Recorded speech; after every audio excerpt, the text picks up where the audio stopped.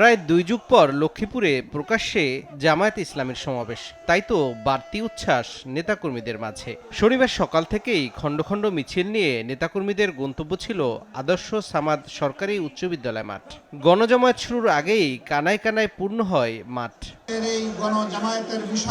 সমাবেশে প্রধান অতিথির বক্তব্য রাখেন দলটির আমির ডাক্তার শফিকুর রহমান। গণ অভ্যুত্থানের পর দেশে অপরাধ দুর্নীতি বন্ধ হয়নি মন্তব্য করে 24-এর শহীদদের সম্মানে দখল চাঁদাবাজি বন্ধের অনুরোধ করেন তিনি।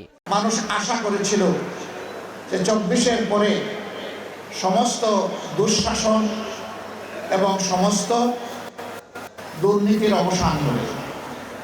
আমরা কি মুক্ত হতে পেরেছি? বিনয়ের সাথে অনুরোধ করব, বন্ধুরা দয়া করে আমাদের শহীদদের রক্তকে তোমরা অপমানিত করবা না, এ অপকর্ম ছেড়ে দাও। ভিশনের ফুলঝুরি মেগা অফারে ফ্রিজ কিনলেই পাচ্ছেন 16 পিসের আকর্ষণীয় গিফট বক্স একদম ফ্রি। পরে দুপুরে চাঁদপুরের হাজীগঞ্জে পথসভায় অংশ নেন জামায়াতের আমির। বৈষম্যহীন মানবিক বাংলাদেশ গড়তে সবার সহযোগিতা চান তিনি। বলেন, দেশের পট পরিবর্তনে অনেকে নানাবিধ অপরাধে জড়ালেও ইসলামী দলের কেউ সুযোগের অপব্যবহার করেনি। 5 আগস্টের পরে অনেকে অনেক সামাজিক অপকর্মে জড়িয়ে পড়েছেন। আপনারা বলুন তো, ইসলামী দলের কর্মীরা কোথাও কি কোনো অপকর্মে জড়িয়ে পড়েছে?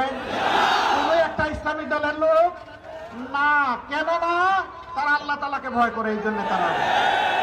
এদিকে কুমিল্লার চৌদ্দগ্রামে হাজী জাফর আলী সরকারি পাইলট স্কুল মাঠে মহিলা জামাতের কর্মী সমাবেশ হয়। এতে অংশ নিয়ে নায়েবে আমির ডাক্তার সৈয়দ আব্দুল্লাহ মোহাম্মদ তাহের বলেন, প্রয়োজনীয় সংস্কারের পর দ্রুত ভোটের আয়োজন করে নির্বাচিত প্রতিনিধিদের হাতে ক্ষমতা হস্তান্তর করতে হবে। বিগত 54 বছরের রাজনীতিতে সংবিধানের নির্বাচন পদ্ধতিতে যে জঞ্জাল এবং জঞ্জাট তৈরি হয়েছে, এটির সংস্কার অতি প্রয়োজন।